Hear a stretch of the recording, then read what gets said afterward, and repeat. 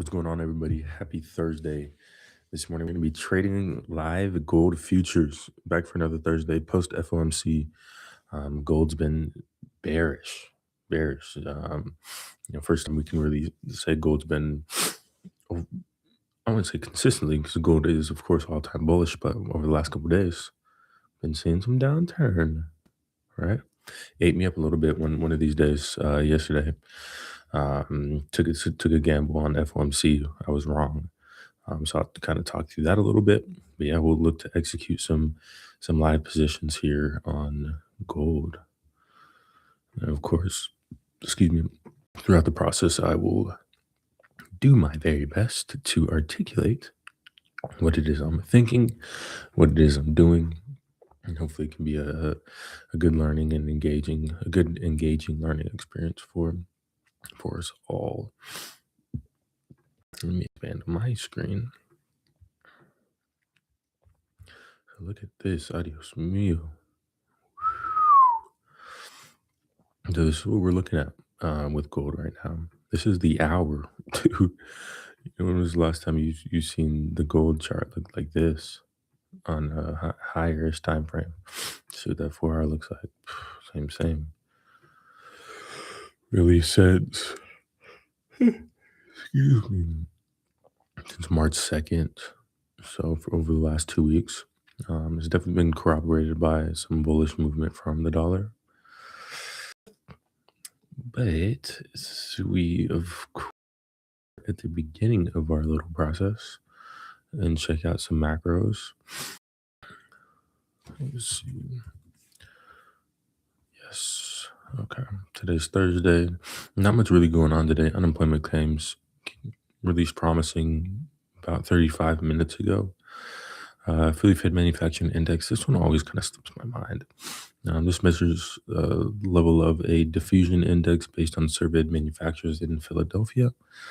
I think, yeah, as far as this overall impact that this would have, I'm not looking at this super seriously, but something like unemployment claims, something we see every week. This is a good thing for us to track and just kind of hold on to. It's kind of an anchor for us when it comes to the macros. And so this is one of our main, at least economic data sites. Right, there's many others. I like this one just because it's clean. It's pretty simple to follow. Very informational. The information's easy to follow. Very parsimonious. You can kind of read through the importance of some things, why traders care. I think this is just an awesome resource.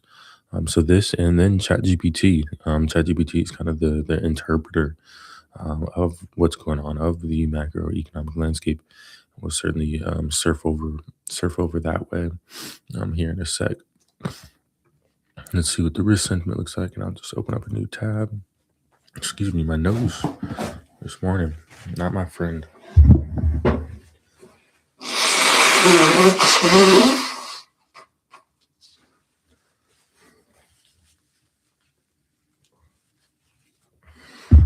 I'm curious how many of you guys are either anti nose spray or pro nose spray.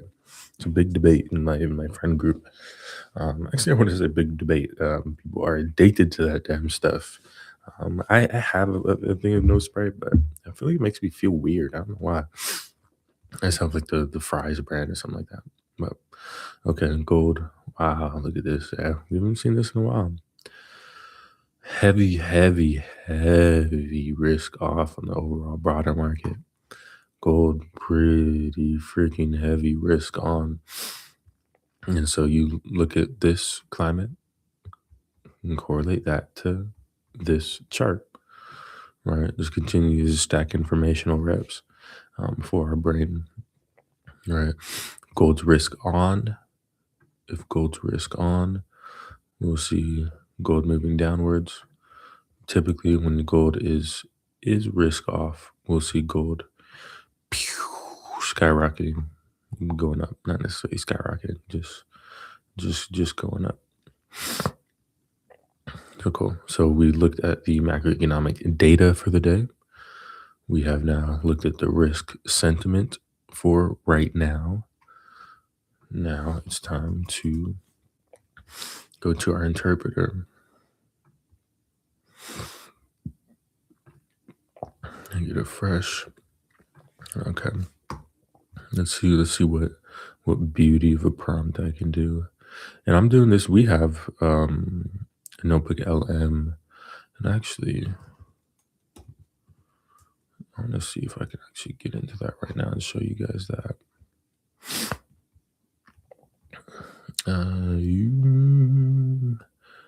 Okay, I'm not gonna do that just because I don't want to fuck with the login. Excuse my language.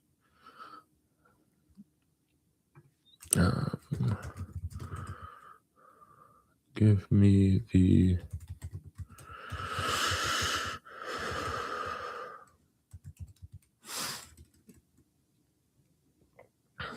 how can we prompt this? All right, and here I just want to give us a really good example of a prompt that we can all use when it comes to this. Get this off top.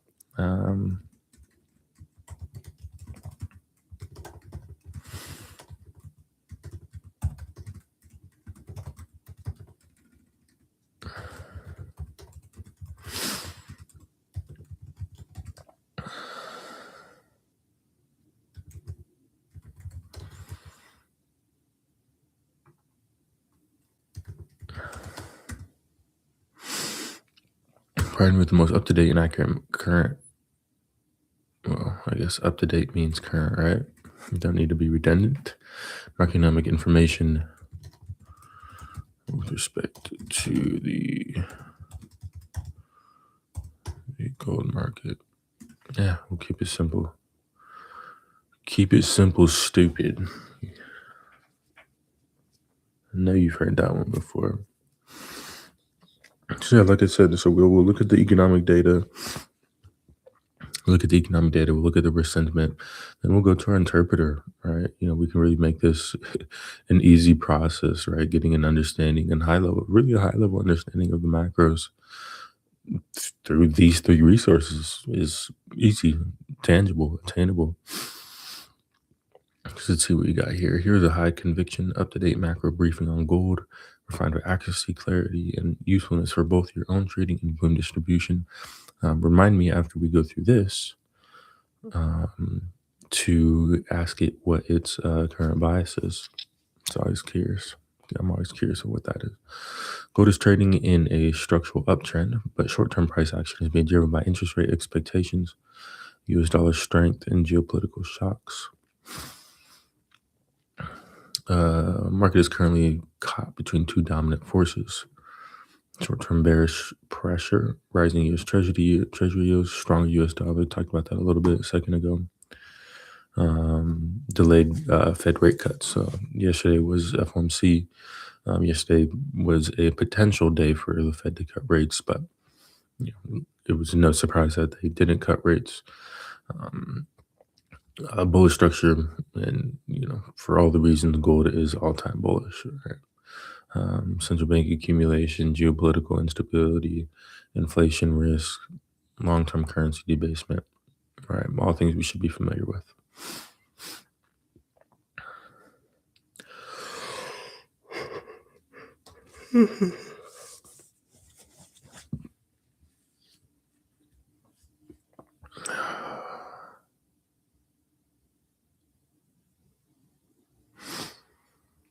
Gold behavior depends on which effect dominates. I think I like this little blurb. Fear is bullish. Fear will put us in a risk on state with respect to gold.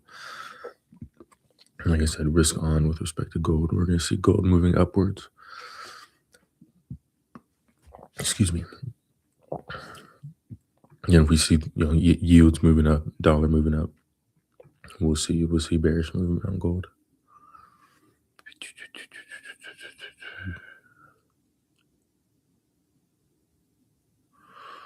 This one's really interesting.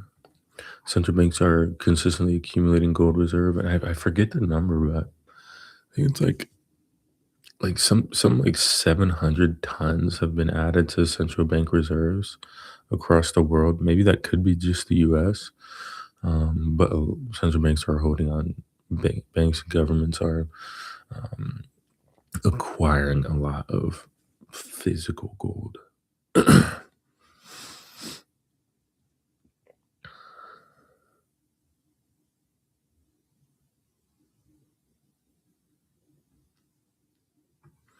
Macro implication: gold now has a structural bid underneath the market.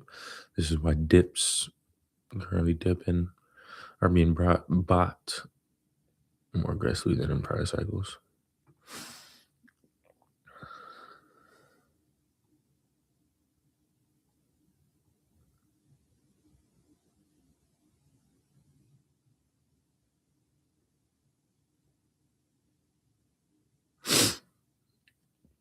I'm just kind of perusing through this, gonna extract some of the more salient things. 'Cause again, we all have access to these LLMs. And here, the main point, the take home point, is to just demonstrate that this stuff is easy to figure out, kind of debunk. If I had any questions on something specific, you can highlight it, ask ChatGPT, continue to ask it more prompts. It's a fantastic resource for us. Okay. Is your intraday, and understand when you ask something like this, it's gonna be leading with respect to what's currently going on, right? Weather bias leans bearish today. Yield pressure, yields remain elevated. Intraday spikes in yields. Page strength. Cool. Kind of read through some of this as I'm scrolling. Ooh.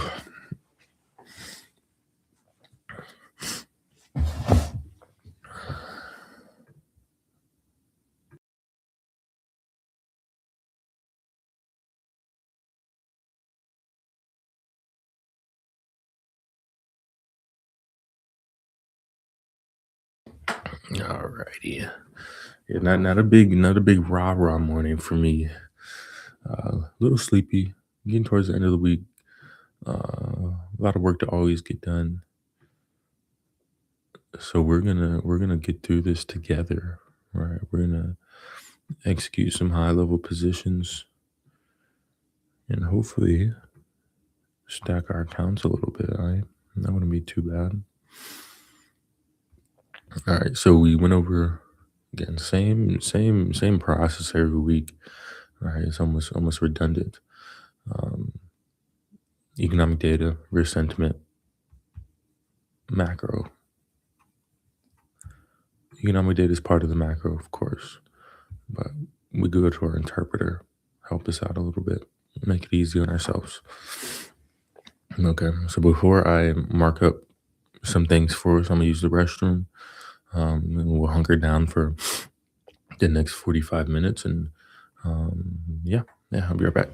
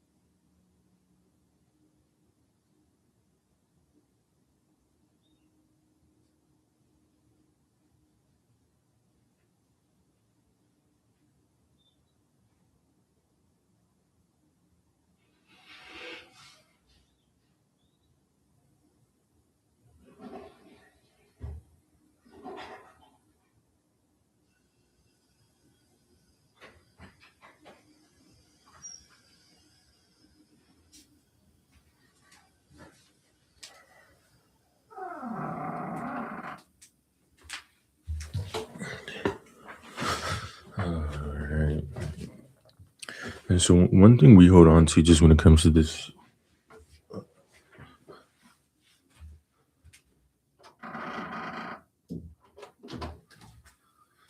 shut that damn door.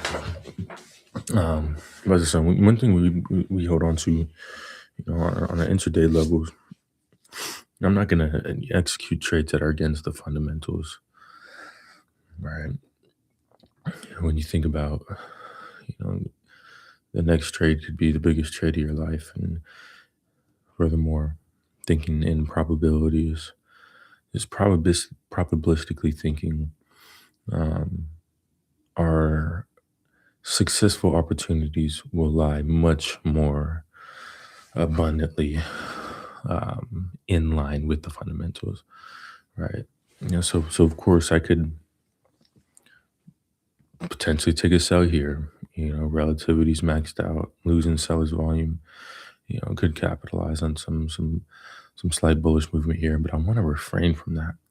Or at least I want to recognize the risk in doing that. I don't want to sit here and say I'd never ever do that, because I have. That's part of what I did yesterday, and it got me in trouble, as it I wouldn't say usually does, but as it as you would expect, right? Yeah, thinking in probabilities. What I want to do, I want to mark up some of these areas of inefficiency because they are everywhere. Get rid of that. Actually, I kind of like that decision making level there. That's a good one, coach. If anybody can let me know what movie that's from, you'll get a gold star. Great movie. Where's my box? Okay. Here's inefficiency looking for gaps between candles. Bop, there's one. Gap here. We're sitting on the 4-hour time frame here, guys. Again, we're just cruising this morning. Cruising, typical everyday Thursday trading session. Might need to get back to this. There's at one point we had jazz music going on while we traded. That was kind of tough. All right. So let us know if you want us to start playing some jazz music again in the mornings. Yeah, like in the mornings like this, there's no reason to be super, you know, rah rah. These traders, the trading sessions just aren't like that. They're technical, like where we sit down, run through our process, boom, boom, boom, mark up our levels as we're doing now, and just wait for the right opportunities.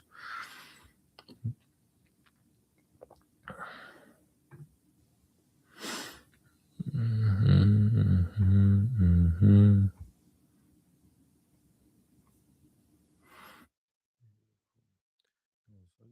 We'll go to about 40 minutes here.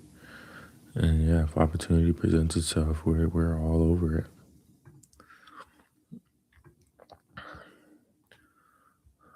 So I like my areas of inefficiency that lie to the bullish side. You can kind of see, some levels I have marked up there. Kind of leave that be, but I want to look at what's sitting underneath us, right? Because we are in a bearish environment. Excuse me. Been a while since we've been down here. Mm. So it's currently at a place where it has struggled in the past. Interesting.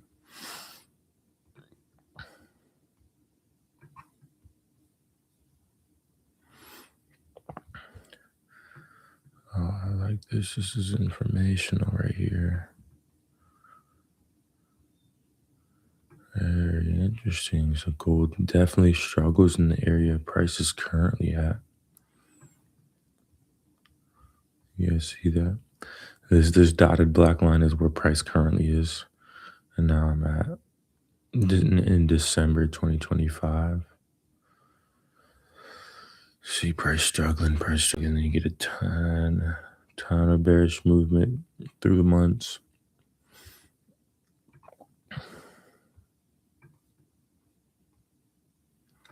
Let's see. I bet you that bottom wick is right at the bottom of this.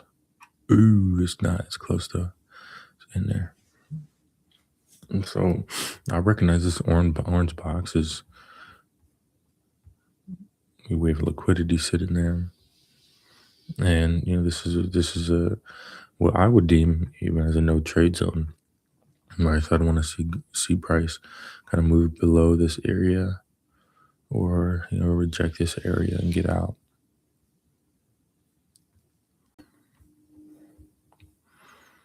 But again, just levels I wanna have marked up. I don't want to be exhaustive with the levels that I put on here to where I have some million freaking things on my chart. But I do want to have certain things, areas of inefficiency, um, particular liquidities. I like this one especially just because I can't just look at this chart even on the 1 hour, even 4 hour, and see any action below here. I don't want to always have to go back and find where price is. No, price was. No, I just want to mark that up.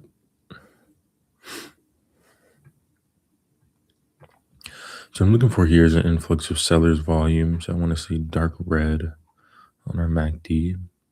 A little retracement from our signal line here on our MACD to give us room to move back down. Then looking upwards, I want to see our cloud, particularly our span B angle downwards, span A, span B angle downwards. Lagging lines where it should be under price underneath the cloud.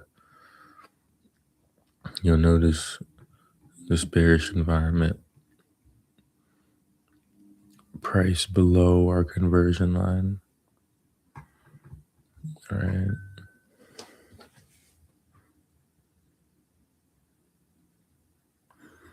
What the hell? Pistons guard Cade Cunningham diagnosed with collapsed lung and expected to miss extended time. That's not fun. Can't be fun. Can't be fun at all.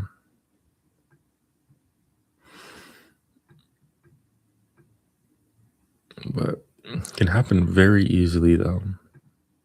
Very easily. There's any sort of pressure disruption in your thoracic cavity, that motherfucker will collapse on you.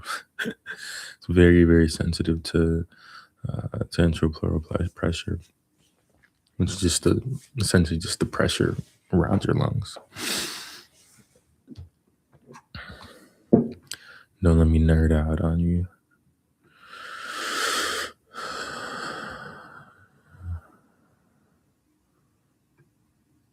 Okay. So we set a good foundation. I want to just take a moment to appreciate not my work because I'm not I'm not anyone special, right? It's all about the system in place.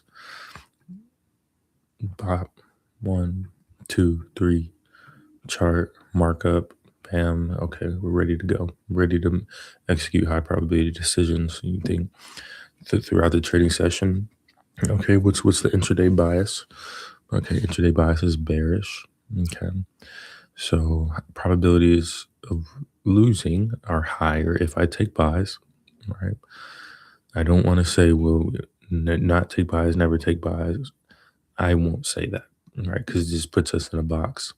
I don't want to ever put our actions or our learning inside of a box, right?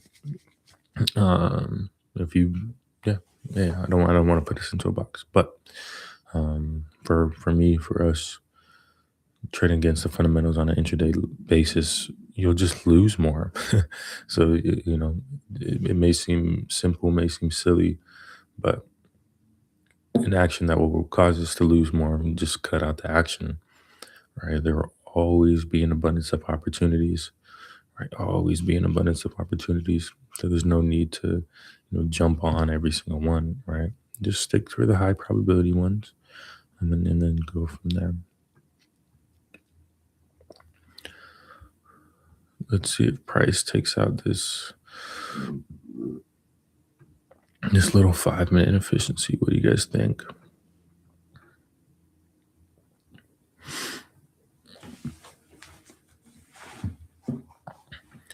So again, we have to recognize too why we put this orange box here. We know gold struggles in this area. All right, we know gold struggles in this area. Let's see what that looks like on the 4 hour real quick. All right, okay, see that. All right, load for me, please. No, it's probably just no. There we go. Come on. Why aren't you loading?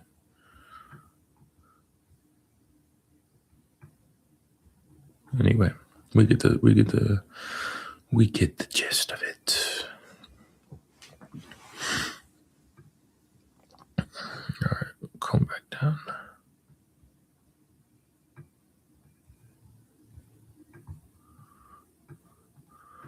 Let's see what price wants to do here.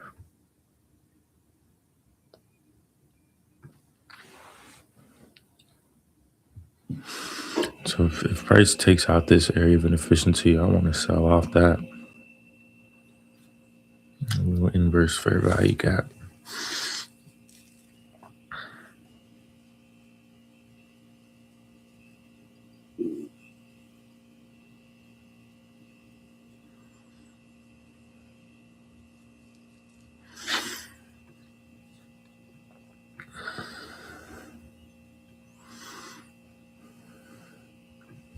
As that goes on, um,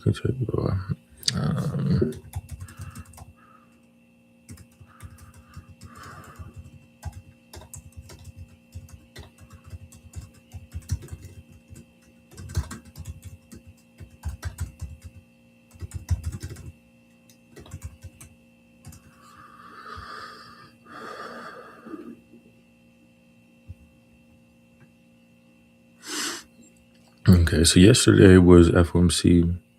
Again, a day where the Fed could potentially cut rates, but you know, lead, and this is something for you guys to hold on to. You know, anybody in the space will know this, but for some of you people more new to the space, we usually always like for. Let me be clear. There's 97, 98, almost 100% certainty of what the Fed is going to do leading up to this date, right? So it's not like at 11 yesterday the market went crazy, right? Not necessarily that, because the market had already essentially priced in that rate cut, right? And something to think about. So leading up to federal funds rate FOMC, the market knows essentially what's going to happen. There's resources out there. I forget the there's a platform. Marcus knows this, and there's a platform where, and sure, we can look it up. Where it'll tell you essentially what's going to happen, at least the probabilities of what's going to happen. So Federal Reserve rates held steady. Federal Reserve decided to leave interest rates unchanged, signaling a continued wait and assess approach.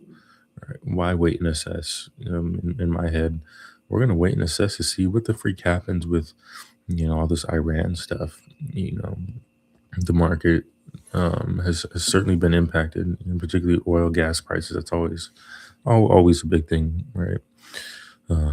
So the Fed wants to wait and assess what's likely going to happen, right? Because if you cut interest rates now, inflation could could potentially get out of control just with so many different variables.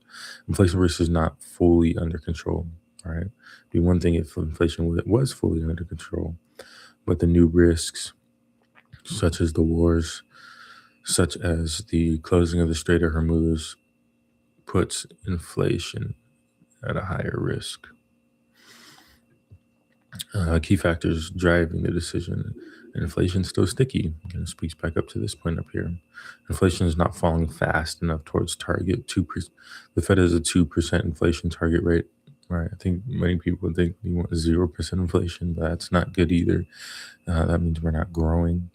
But that 2% inflation target, and 2% is their inflation target. Again, there's a lot of good nuggets in here that can just kind of spark our brain to start putting some pieces together. The Fed does not want to cut rates too early and reignite inflation. Ergo, if they were to potentially cut rates now, it could reignite inflation and it could get out of control, like it was, um, a couple years ago. Yeah, and oil was shocked, as I just said. Middle East tensions, rising oil prices. Oil feeds directly into CPI, core price index, consumer consumer price index, inflation expectations. This introduces upside inflation risks, making markets harder. Blah blah blah. Labor market still solid. We've continued to see this. No major breakdowns in employment. So what is, and we want this to be as active of an exercise as possible, what is the Fed's dual mandate? Fed's dual mandate. I'll give it to you in a couple seconds if you don't beat me to ChatGPT.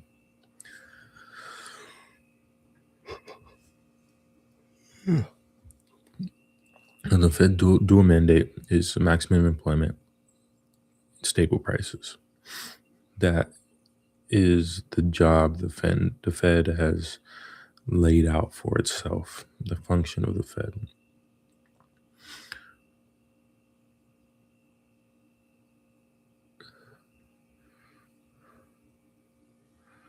Right. And one thing to think about too is, Fed Pal. This is going to be Fed Pal's last speech.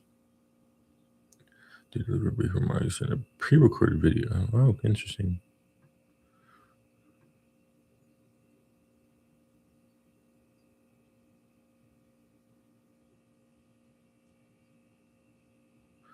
Yeah, so there is going to be, and I forget who. Okay.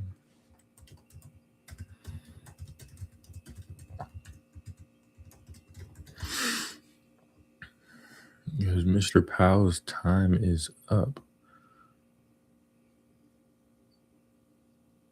Bro, why don't you just give me the name?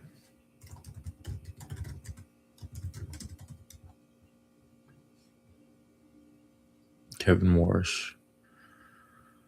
He's nominated. Warsh.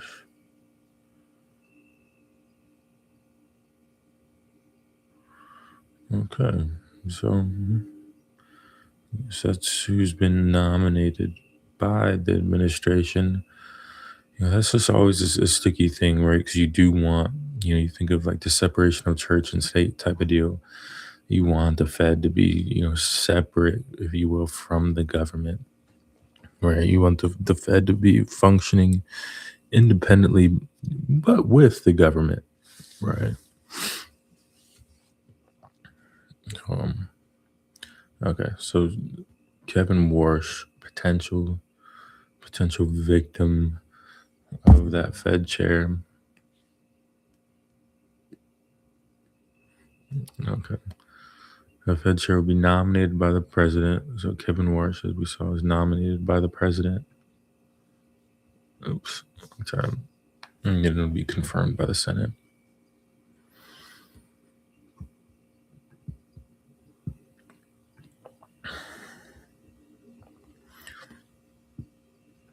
All right. Gold's kind of rejecting this area of inefficiency pretty nicely. Let's see here, man. We could see price to struggle in this area. My last few Thursdays have been pretty uneventful. A lot of events outside of my trading sessions, but within them, not super enthralling. I almost want to scalp this a little bit. How do you guys feel about that? A little scalpy. Well, get a little scalpy with it, and then especially when we're scalping in the line of the fundamentals. It's one of the things that got me in trouble yesterday, and I said I was wanted to talk about that. So I took a lesson, and a big lesson, because I'm a big lesson. right? Because it was a gamble that I took, right? The gamble that I took, and I was wrong. And my butt was wrong. This was, when did I take this? I think I took, okay, when was this? 18. Yeah, I think I took this around here somewhere. I wanted to play the inverse VXT off of this. Wanted to kind of go back up into this area of inefficiency and fill up. But I was wrong. It ended up, of course, moving back downwards. All right. So just constantly ingraining these things in my head. I say this insofar as to say is, I still have so much work to do. In order to get to where I want to be. I can feel that corner right around the corner. Right. So I'm super excited and encouraged by all the progress that I've made in my trading journey. Um, but I have work to do. I have work to do. And so much of it, I've noticed, I'm an analytical guy, right? Um, on the track to becoming an oral surgeon. Got into dental school and done great things, particularly just with the power of my brain. So yeah, I know, it's just a matter of excuse me, reps refining the system. And what's so beautiful about this space is once you do turn that corner, you start freaking making money. So my whole goal and intention with this is to literally pay for all of my school, pay for life, pay for everything, businesses, foundations, reinvesting things into myself, um, with this, right? This is such an amazing skill, right? Such an amazing skill to have. That freaking takes time. Freaking takes time to really grasp, to understand. That's part one. All right. And part two is creating the system. Okay. Then once you have a system, part three will be to get to a point where you execute that system exhaustively. You don't move outside of it. You do the right things. You eat well, you sleep, you get good exercise. This space is such a representation. Our performance in this space is such a representation of a lot of just little things that we're doing so-called right or so-called wrong in our lives. Right? Not saying anybody's perfect, anybody has to be perfect, but like when you're sleeping like shit and you get on the charts, you're tired and your body doesn't feel good, you're not gonna make really good decisions in the market. I think we can all make sense of that. Doesn't mean you guys know what I'm saying. Right? So it's a culmination of just doing the right things that helps us get to where we want to go, just like in anything else.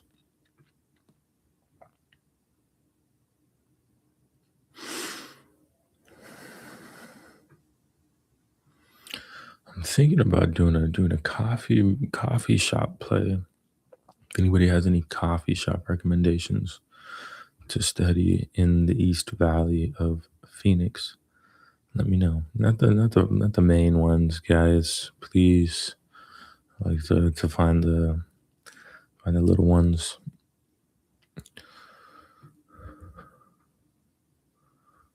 Yeah, man, we might see gold just funnel, funnel through a zone like this. Just kind of keep moving sideways, until something happens.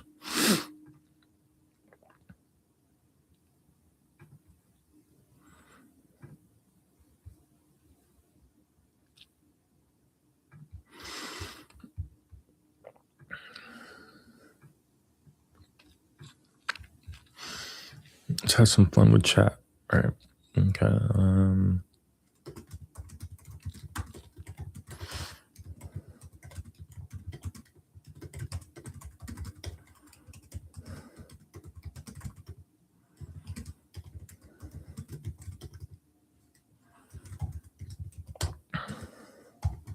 Yeah, this should be something you can copy and paste, right? Um, this exercise for me, exercise for you, exercise for all of us.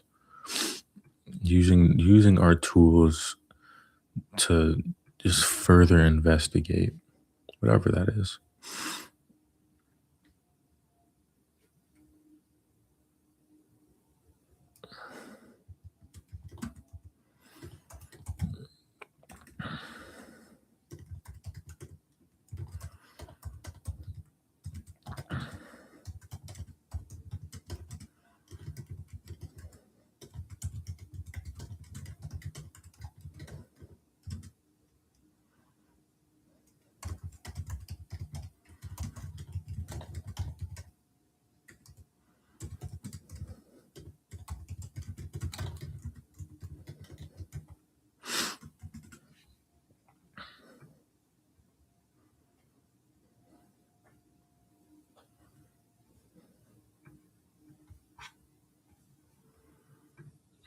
Okay, so little prompt I threw in for us. So how can I turn the corner in my journey as a trader? I have a good grasp on the market function, my trading system, but can't seem to turn the corner to profitability. What advice would you give to a trader in that position? You're closer than you think, and I'm not going to give you generic advice here. Dude, Chat, this ChatGPT is funny, man. I'll have some thoughts after this. What you're describing is the exact stage where most traders plateau. You understand the market, you have a system, but your execution and consistency aren't aligned. The gap is where profitability lives. Let's break this down like a coach would. The truth about turning the corner. At your stage, it's not more. It's not about more knowledge. It's about turning your system into a repeatable behavior under pressure. That's it. One, identify the real problem. There are only four places you can be leaking. One, over trading. Two, inconsistent execution. Three, risk management. Four, psychological interference. I'd say for me, where I probably lack the most, I would say consistent and firmness to my risk management plan.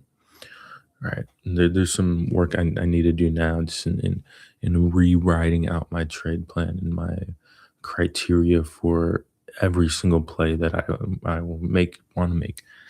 And having that criteria literally stapled to my desk, right?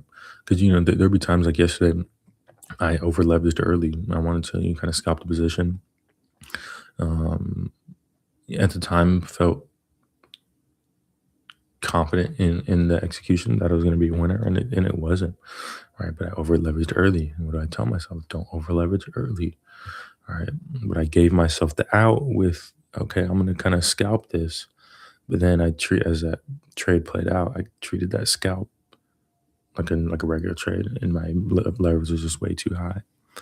Right. There's nuances to this stuff, right? That's all just the fine little tweaks in our execution that we can make. Inconsistent execution, you know your setup, but don't execute it clean every time. Right? And that's kind of what goes into what I just said.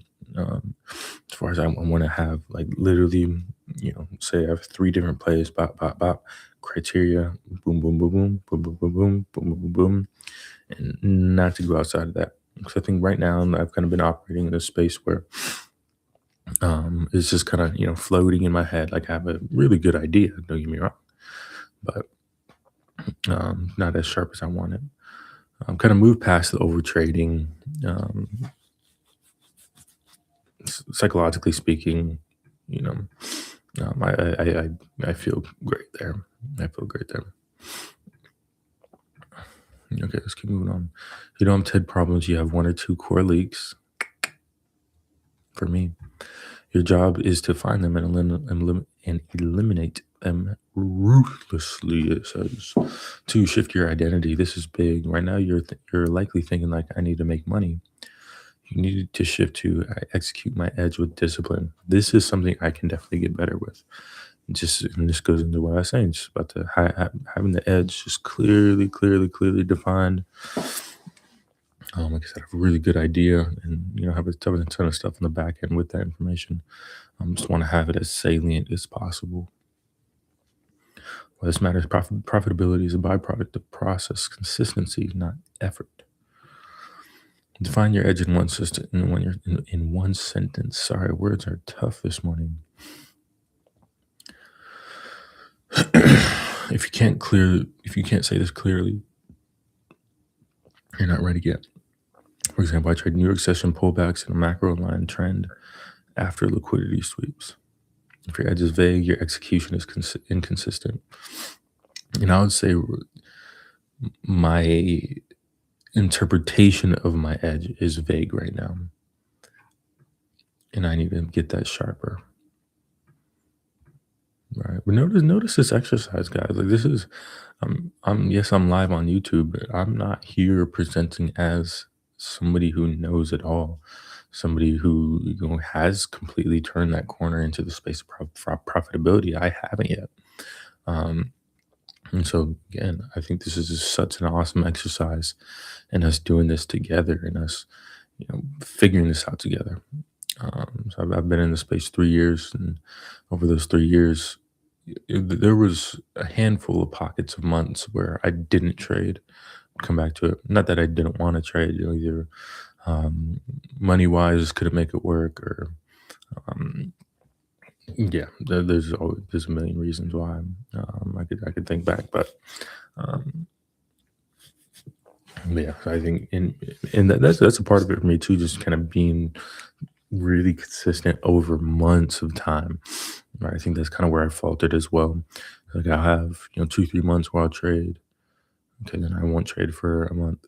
Then I have 2-3 months. Okay, then I won't trade for two. Yeah, so I want to keep that just keep the things as stable as possible. I think that's a good way to say it. Build a non-negotiable trading framework. This is where most traders fail, and I'm just gonna do this after we get off today, and kind of sit in kind of a meditative thought space for a little bit, and thinking about a lot of this stuff. This is where most traders fail. You need to remove decision fatigue. That is just so important. I think that is the take-home point, right? Because you would open up the charts one day. If you don't really have that kind of constant reference, I think for me, I just really appreciate that. You start to make the decisions more complicated than they need to be. Right? So much of how I view profitable trading is you just having that system, sticking to it, executing the risk management, right? Because we know there is a million plus a million times a million different trading strategies, different nuanced ways to approach this space and perform very, very well. Have really good results. But they all kind of boil down to having a few key components that makes them successful, right? Having decision fatigue removed. You have those clear criteria for every decision that you'll make, right? You don't really have to think about it at all. Um, and then your risk management is just dialed in. Cut your losers, let your winners run. All right, I'm saying it as if it's simple. It's not. It's hard, right? It's hard because we're humans. It's not fair. But you be encouraged to know, you won't be the first, you won't be the last person to figure this out and make a crap ton of money to fund every aspect of your life in this space.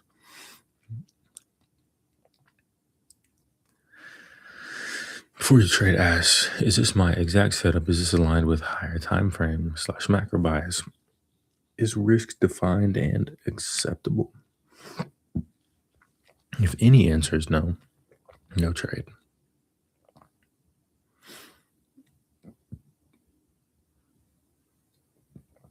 Fix risk first. You can be right 40 to 50% of the time and still be profitable.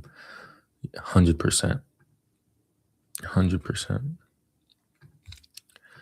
You can be right 40 to 50% of the time and still be profitable. You can be right 40 to 50% of the time and still be profitable. You can be right 40 to 50% of the time and still be profitable. I'm repeating this, right? Because it seems crazy. I remember when I first started trading, I think there's no way. Absolutely no way. You gotta be at least at least 70% right. At least. But excuse me. That's not rest. That's not it. Right? Why? Because you cut your losers and you let your winners run. Cut your losers. Your losses are small, your wins are big. So if you win 50%, lose 50%, but your wins are more than your losses.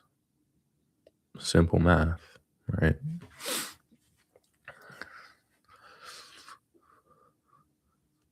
Track execution 100% need to be better with this. Me tracking my execution, not just the results.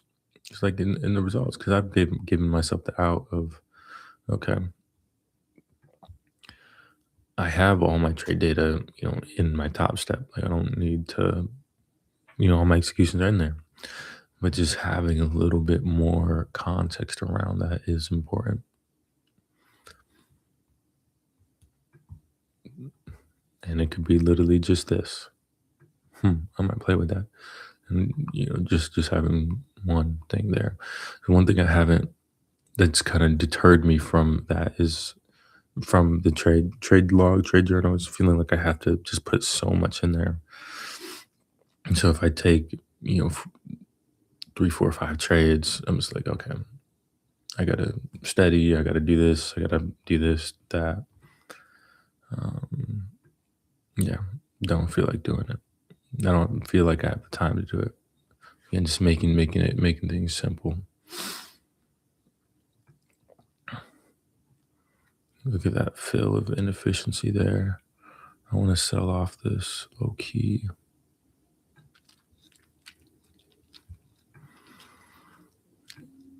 But yesterday I told myself I wasn't gonna execute another trade until I have those little note cards of system defined, system locked in.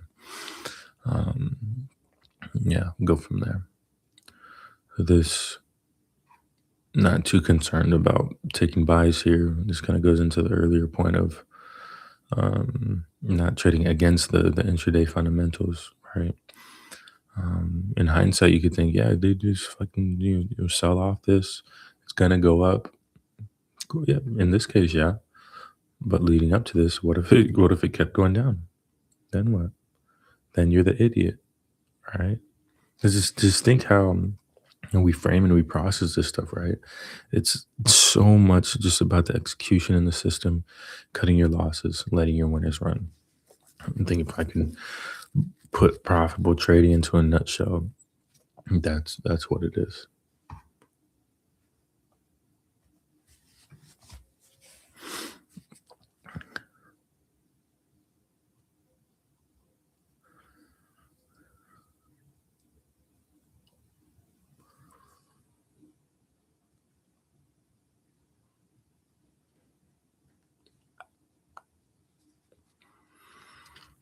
You don't turn the corner with one big moment. You turn it when your bad days become controlled, your mistakes become rare, your execution becomes boring. I like that. I like that. This is good advice, Chat GPT.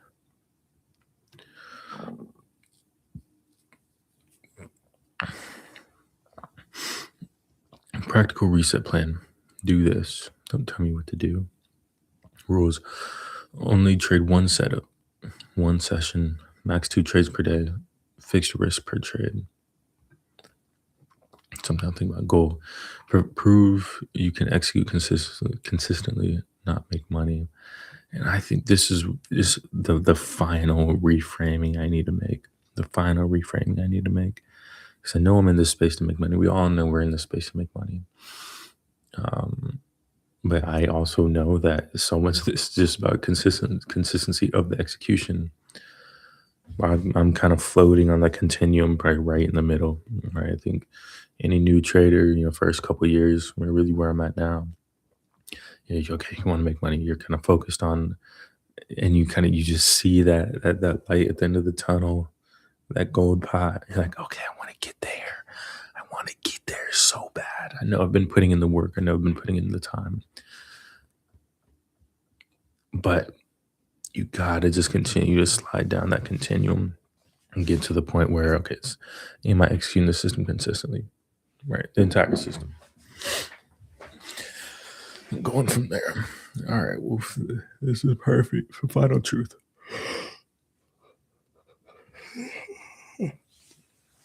The trader who wins is not the smartest. It's one who does the same thing consistently the most times in a row. God, I love that. Profitability is not a breakthrough. It's the result of discipline and repetition applied to a defined edge over time.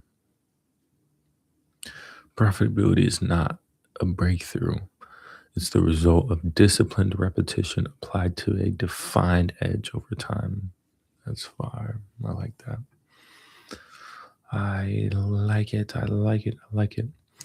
Well, guys, I think we went through some good exercises this morning.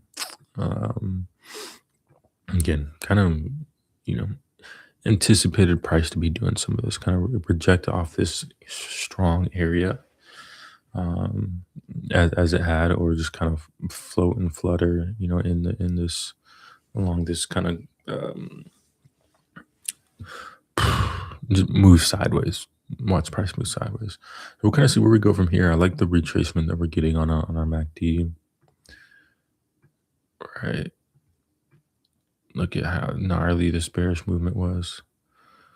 All right. And so as I said, before I hop off here, okay, yeah, we could have took us out here. All right. But it wouldn't have worked out for us. But what if you made that decision right here?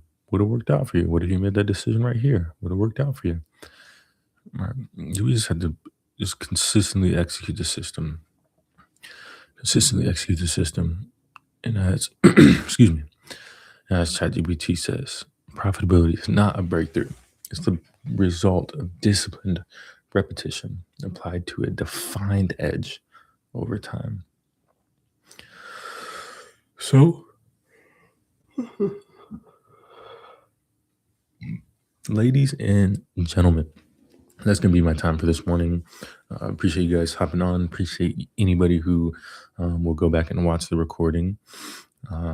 Went through some really great things. I'll have some updates on kind of some of the work I do over the next week, in terms of this, in terms of particularly just defining that edge so clearly, ridding of ridding of decision fatigue, right? Wherever there it is. Rules that remove decision fatigue around the whole thing: execution, exit, um, managing profit, managing open positions, letting winners run, cutting losses.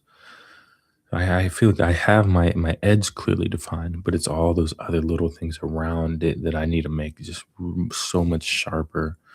And I'm really excited to do that, and I'll be really excited to share that with you all, come next Thursday. I will see you guys in the chats next Tuesday. Marcus will be live, and then I'll be back live on Thursday. With that, appreciate you guys. As I said, signing off. The closes are so hard. The closes are so hard. You want to like give something punchy. You want to give something tough to close out the chart, to close out the session. But sometimes it's just not off top. Sometimes your brain's a little sleepy. Sometimes. Right. But anyways, I get a steady, got a full day. Already got my steady plan for the day ready to go. Grab some coffee. My pops drank the last of the damn coffee, so I gotta go get some, and then we'll continue on with the day. Hope everybody has a beautiful, productive day. Enjoy the blessings that are presented to you on this beautiful Thursday, and I'll see you guys soon.